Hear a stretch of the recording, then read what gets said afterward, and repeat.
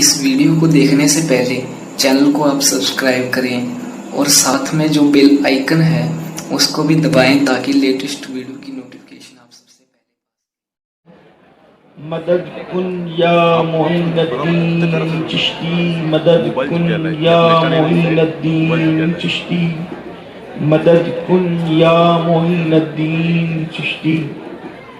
منبر پر رونق افروز برادر ذی قدر، برادر بزرگ حضرت علامہ حافظ امین رضوی صاحب،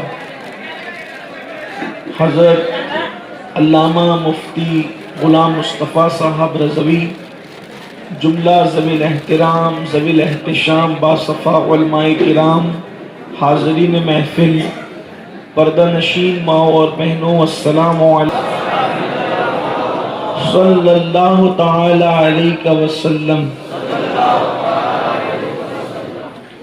پھر کے گلی گلی تباہ، ٹھوکریں سب کی کھائیں کیوں؟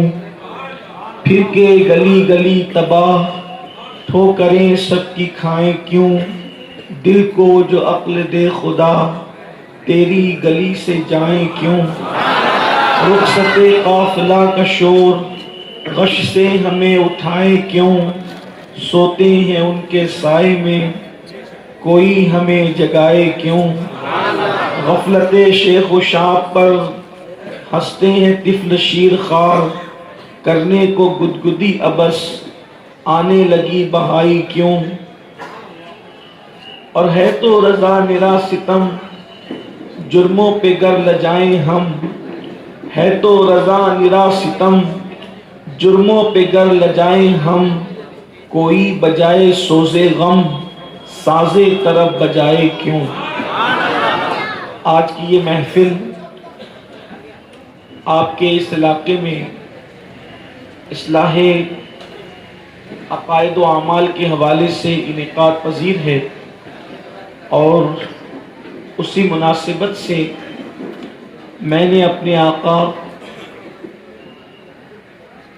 سید الفصحاء افصح العرب مصطفیٰ جان رحمت صلی اللہ علیہ وآلہ وسلم کی ایک حدیث مبارکہ کو پڑھنے کا شرف حاصل کیا۔ میرا اللہ مجھے حق کہنے اور آپ تمامی حضرات کو حق سن کر اس پر عمل کرنے اور اسے عام کرنے کی توفیق عطا فرمائے۔ یقیناً آپ لوگوں کی محبت قابل احترام بھی ہے، قابل تعظیم بھی ہے اور قابل دید بھی ہے، لیکن اب میری گزارش آپ سے یہ ہے کہ اب منتظمین حضرات بھی اب کسی کو کچھ نہ کہیں، انتظامیہ تک اگر میری آواز پہنچ گئی تو ان سے گزارش ہے کہ اب وہ کسی کو کچھ نہ کہیں، اس لیے کہ یہ محفل اللہ رسول کی محفل ہے اور یہاں آنے والے سب اللہ رسول کے مہمان ہیں، اس لیے جو جہاں یہ جس حالت میں ہے اب اس کو وہیں چھوڑ دیں، اور اب سب لوگ ہم اللہ اس کے رسول کے فرامین کی طرف اپنی توجہ کو کریں، جو جہاں ہے اس کو چھوڑ دیں، اس لیے کہ اللہ رسول اپنے کرم سے جسے جہاں رکھے اب وہ وہاں رہے گا انشاءاللہ۔ آپ کو کوئی شور کرنے کی، کسی کو کچھ کہنے کی ضرورت اب نہیں ہے۔ آئیے ایک مرتبہ پھر سے درود شریف سب پڑھ لیں، اللہم صلی علی سیدنا و مولانا محمد معدن الجود والکرم والہ الکرام وابنہ الکریم و امتہ الکریم یا اکرم الاکرمین وبارک وسلم، صلاۃ و سلام علیک یا رسول اللہ صلی اللہ تعالی علیہ وسلم۔ تو حدیث مبارکہ پڑھی گئی، آپ نے اس کو سماعت کیا۔ اللہ پاک اس کے متعلق مجھے توفیق بخشے کہ میں صحیح باتیں آپ کی خدمت میں پیش کروں، اور اللہ کرے یہ محفل ہم سب کے لیے آج انقلابی محفل ہو جائے۔ آپ نے بار بار سنا ہوگا ہجرت۔ ہجرت کہتے ہیں کہ ایک علاقے کو چھوڑ کر دوسرے علاقے کی طرف جانے کو ہجرت کہتے ہیں۔ علاقہ چھوڑنا اور دوسری طرف جانے کو ہجرت کہتے ہیں۔ ہجرت الگ الگ مقصد سے ہوتی ہے، ہجرت کے مقاصد الگ الگ ہوتے ہیں. کبھی کوئی بندہ دولت کی خاطر ہجرت کرتا ہے کہ بھئی یہاں کاروبار اچھا نہیں چل رہا ہے تو میں کسی اور شہر میں جا کر کاروبار کروں، یہ دولت کی خاطر ہجرت ہوتی ہے. کوئی بندہ کہ شہر کے لوگوں سے اس کی نہیں جم پا رہی ہے اور اس کو ایسا لگتا ہے کہ یہاں کے لوگ اچھے نہیں ہیں تو وہ اس شہر کو چھوڑ کر کے محبت والوں کا شہر بسا لیتا ہے. اسی طریقے سے الگ الگ ہجرت ہوتی ہے. ویسے ایک ہجرت اسلام کے لیے ہوتی ہے اور اللہ کے لیے ہوتی ہے کہ جس شہر کے اندر اگر عبادات کو کھلے طور پر اجازت نہیں ہے ادا کرنے کی، کہ آپ شعار اسلام کو مکمل طور پر ادا نہیں کر پا رہے ہیں، تو اسلام حکم دیتا ہے کہ جہاں آپ فرائض اور واجبات اور شعار اسلام کی پابندی نہیں کر پا رہے ہیں اس کو چھوڑ کر آپ وہاں جائیں جہاں پر آپ یہ ساری چیزیں کر سکتے ہیں. میرے پیارے آقا صلی اللہ علیہ وآلہ وسلم کے پیارے دیوانوں، لیکن اس سے ایک ہجرت اور بھی ہے. ویسے تو ہجرت کے متعلق آقا کریم صلی اللہ علیہ وآلہ وسلم فرماتے ہیں کہ لوگوں ہجرت کرو تم مالدار ہو جاؤ گے، ہجرت کرو تم دولت مند ہو جاؤ گے. ہجرت کرنے پر دولت کی بشارت ہے، ہجرت کرنے پر مال کی بشارت ہے، ہجرت کرنے پر خوشحالی کی بشارت ہے. لیکن ان تمام ہجرتوں میں جو سب سے افضل ہجرت ہے، آج ہم اس ہجرت پر گفتگو کریں گے.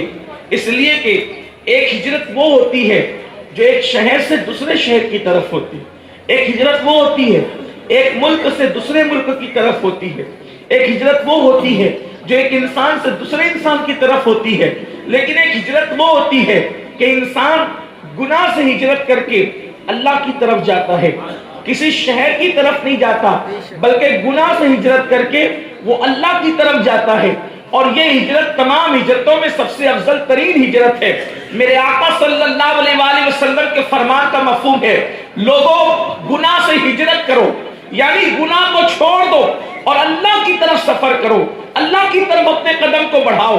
آپ اندازہ فرمائیں اللہ اکبر، اگر انسان ایک شہر چھوڑ کر دوسرے شہر جائے تو وہ مالدار ہو جاتا ہے ہجرت کر کے، عزت دار ہو جاتا ہے، خوشحال ہو جاتا ہے. لیکن یہاں گناہ سے ہجرت کر کے انسان کو کسی شہر میں نہیں جانا، کسی ملک میں نہیں جانا، کسی علاقے میں نہیں جانا، صرف گناہ کو چھوڑ کر انسان کو اللہ کی طرف جانا ہے. اور اللہ اکبر، انسان کسی شہر کی طرف ہجرت کرے وہ شہر کبھی بھی اس کی طرف چل کر نہیں آتا. لیکن جب کوئی بندہ گناہ سے ہجرت کر کے اللہ کی طرف جاتا ہے تو میرے اللہ کا اعلان ہے اگر کوئی میری طرف ایک بالشت چل کر کے آتا ہے تو میں اس کی طرف ایک ہاتھ چل کر کے جاتا ہوں. اور پھر حکم آتا ہے اگر کوئی ایک ہاتھ آتا ہے تو اللہ اکبر میرا رب فرماتا ہے اگر کوئی میری طرف چل کر کے آتا ہے، چل کر، تو میری رحمت اس کی طرف دوڑ کر کے جاتی ہے. اللہ اکبر، یعنی قدرت استقبال کرتی ہے، اللہ کی طرف سے استقبال ہوتا ہے ان لوگوں کا جو گناہ سے ہجرت کرتے ہیں. میرے پیارے آقا صلی اللہ علیہ وسلم کے پیارے دیوانوں، آج پوری دنیا میں مسلم امہ جو ذبح حالی کا شکار ہے، جو گراوٹ کا شکار ہے، جو مشکلات کا شکار ہے، اس کی تنہا ایک وجہ ہے اور وہ سب سے بڑی وجہ ہے کہ ہم گناہوں کے ماحول میں ڈوب گئے ہیں. نت نئے انداز سے الگ الگ طور پر فیشن کے نام پر گناہ ہمارے اندر عام کیے جا رہے ہیں. میرے پیارے آقا صلی اللہ علیہ وسلم کے پیارے دیوانوں، جن گناہوں کا تصور کر کے لوگ کبھی گھبرا جایا کرتے تھے، جن گناہوں کو سن کر کبھی جلسوں میں ہمارے بزرگوں نے کبھی کسی گناہ کا ذکر کیا تو لوگ رومال لگا کر کے سر نیچا کر لیتے تھے اور ہر بندہ یہ سوچتا تھا آخر کوئی ایسا کر بھی سکتا ہے، کوئی بندہ ایسا گناہ بھی کر سکتا ہے. اللہ اکبر، جیسے کہ بہت مرتبہ حضرات صحابہ کرام کی یہ پوزیشن ہوئی کہ اللہ کے حبیب غیب داں نبی صلی اللہ علیہ وآلہ وسلم نے فرمایا کہ لوگوں قریب قیامت ایک وقت ایسا آئے گا جیسے جانور جو ہے اپنی مادہ کے ساتھ جفتی کرتا ہے، راستے میں ایسے مرد اور عورتیں ایک دوسرے کے ساتھ بدکاری کریں گے. اللہ اکبر، لوگوں کی نگاہیں نیچی ہو گئی، لیکن چونکہ صادق الوعد الامین کی زبان سے نکلا تھا مگر تعجب بھی ہوا، یا رسول اللہ صلی اللہ علیہ وآلہ وسلم کیا ایسا بھی ہوگا؟ اللہ اکبر میرے آقا صلی اللہ علیہ وسلم کے دیوانوں، لیکن ہماری یہ بدقسمت آنکھیں آج وہ منظر کو دیکھ رہی ہے، وہ حالات سے ہم گزر رہے ہیں، اور صادق و مصدوق نبی صلی اللہ علیہ وآلہ وسلم کی وہ پیشین گوئیاں ہماری نگاہوں کے سامنے ہیں۔ میرے آقا صلی اللہ علیہ وآلہ وسلم کے پیارے دیوانوں، اسی طرح گناہوں کو فیشن کا نام دے دیا جائے گا، گناہوں کے نام بدلے جائیں گے، گناہوں کے نام تبدیل کیے جائیں گے۔ اللہ اکبر، آپ دیکھیں کیسے کیسے گناہ ہمارے درمیان رائج کر دیے گئے ہیں، کیسے کیسے گناہ ہمارے درمیان جو وہ کھول دیے گئے ہیں۔ میں آپ سے پوچھنا چاہتا ہوں، یہاں اکثریت نوجوانوں کی ہے، میری قوم کے نوجوان مغربی تہذیب ان کو جو بھی جھولی میں ڈال دیتی ہے وہ سب کچھ لینے کے لیے تیار ہو جاتے ہیں۔ مغربی تہذیب کیا دے رہی ہے؟ عبادت کی بجائے وہ غلاظت ہمیں دے رہی ہے، اللہ اکبر، اور پاکیزگی کی بجائے، بندگی کی بجائے وہ ہمیں گندگی دے رہی ہے۔ لیکن ہم مغربی تہذیب سے اتنے مرعوب ہو چکے ہیں کہ وہ جو دیتے ہیں ہم لینے کے لیے تیار ہے۔ کبھی ہم نے سوچا بھی نہیں، کبھی ہم نے نہیں سوچا کہ وہ دے کیا رہے ہیں۔ اور ایک بات آپ سے کہوں، جو قوم اپنے ماں باپ کو کچھ نہ دے سکے بلکہ اپنے ماں باپ کو اولڈ ہاؤس میں پہنچا دے، یہ مغربی تہذیب کا کلچر ہے، تو وہ ہمیں کیا دے سکتے ہیں؟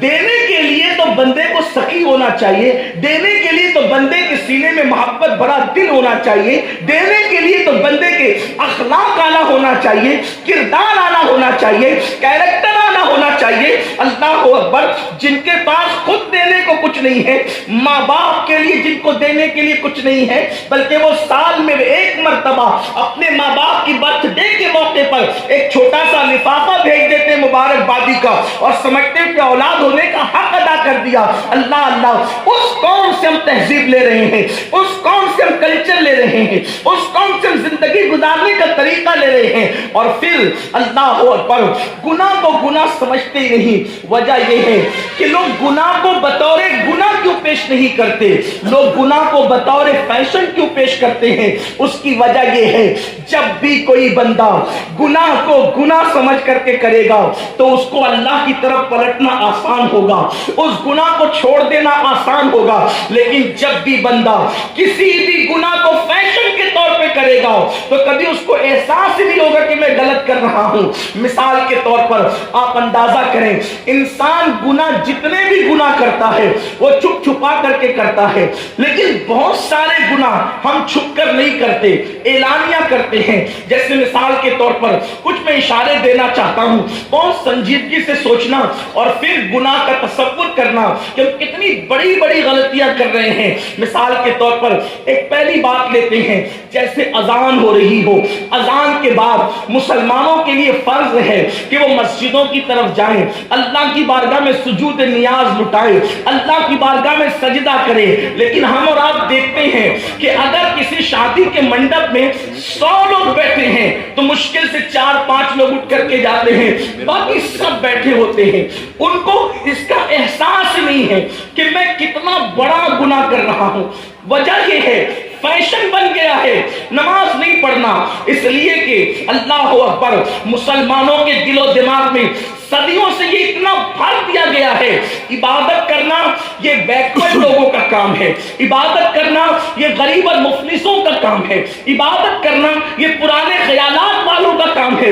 جدید دور، نیا فیشن، اس میں عبادت نہیں ہے، اس میں ریاضت نہیں ہے۔ مگر یاد رکھیں میرے آقا صلی اللہ علیہ وسلم کے پیارے دیوانوں، ہم مسلمان ہیں، مسلمان، ہمیں کسی سے تہذیب، تمدن، کلچر لینے کی ضرورت نہیں۔ اپنے نبی مصطفیٰ جان رحمت صلی اللہ علیہ وآلہ وسلم نے ہمیں پیدا ہونے سے لے کر مرے دم تک کب کہاں کیا کرنا چاہیے ایک ایک چیز میرے آقا نے بتائی ہے۔ جہاں تک آج صدیاں بیت جانے کے بعد سائنس کی آنکھیں نہیں پہنچ سکی، میرے آقا صلی اللہ علیہ وسلم نے 14.5 صدیاں پہلے اس کا اعلان کیا۔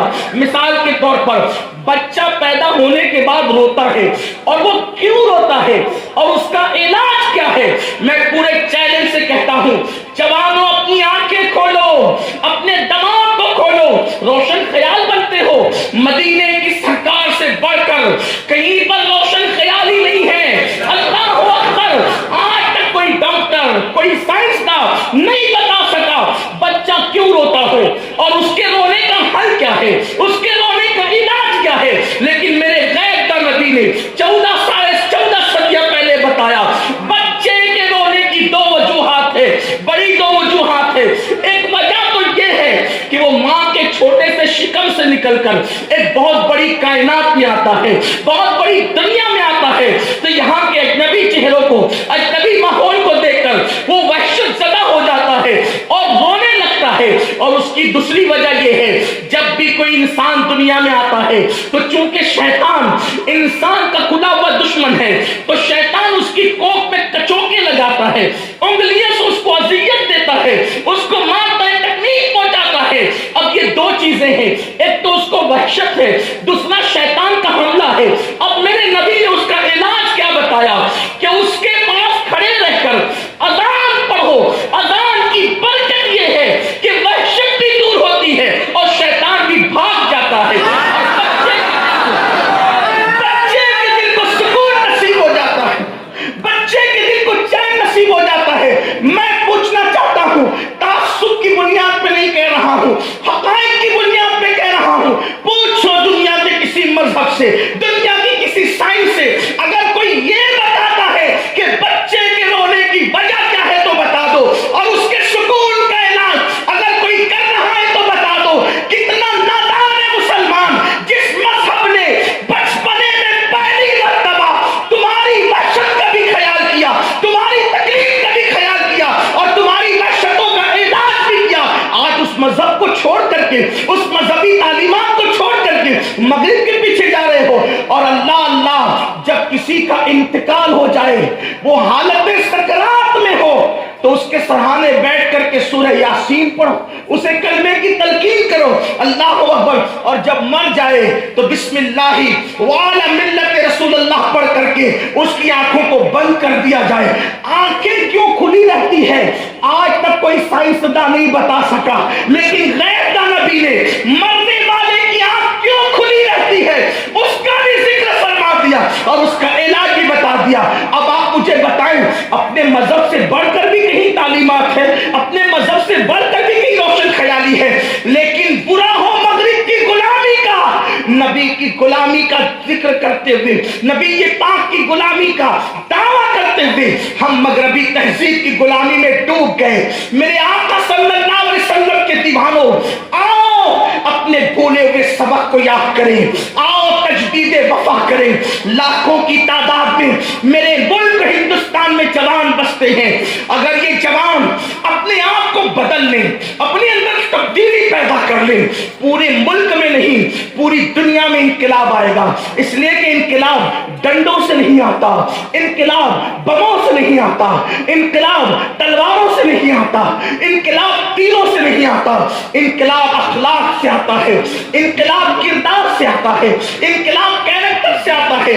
آئیے ہمیں گناہ کو چھوڑ کر آج ہجرت کا ارادہ کرنا ہے. آؤ آج کی شب گناہ کی شب ہجرت بن جائے، ہمیں گناہوں کو ترک کرنا ہے. اللہ یہ جو ذہن دیا گیا ہے، یار نماز نہیں پڑھو گے تو بھی بخشے جائیں گے، روزہ نہیں رکھو گے تو بھی بخشے جائیں گے. میں اپنی قوم کے جوانوں کو کہنا چاہتا ہوں، میرے آقا صلی اللہ علیہ وسلم کے دیوانوں، جہاں اللہ کی شان کریمی کا ہمیں خیال ہے، وہاں پر اس کی شان غیرت کا ہمیں خیال کرنا چاہیے. بہت غیور ہے میرا اللہ، میرا اور تمہارا رب بہت غیور ہے، غیرت والا ہے. اس کی غیرت پر بھی توجہ ہونا چاہیے. ہم کہتے ہیں وہ تو رحیم و کریم ہے، معاف کرے گا، رحیم و کریم ہے، معاف کرے گا. بالکل کرے گا. Subscribe my channel Irfan Raza Arni.